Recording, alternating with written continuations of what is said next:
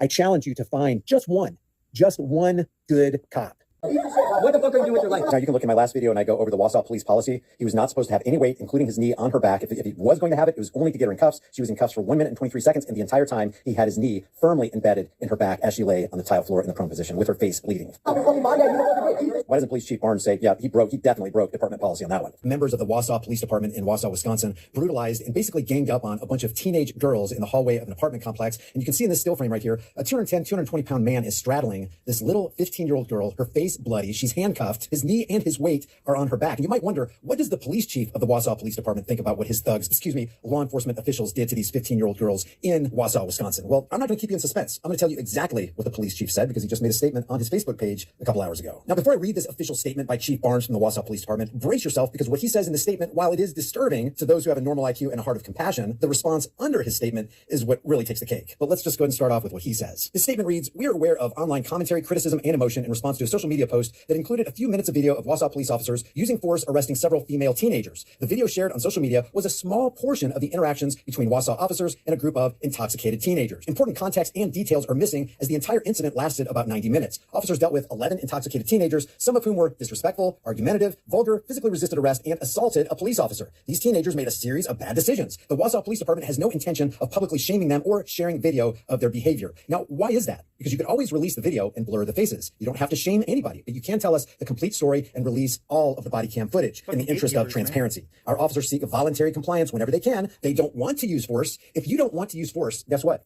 You don't use force. But if you do want to use force, you use force. And the force should be commensurate with whatever action required the force.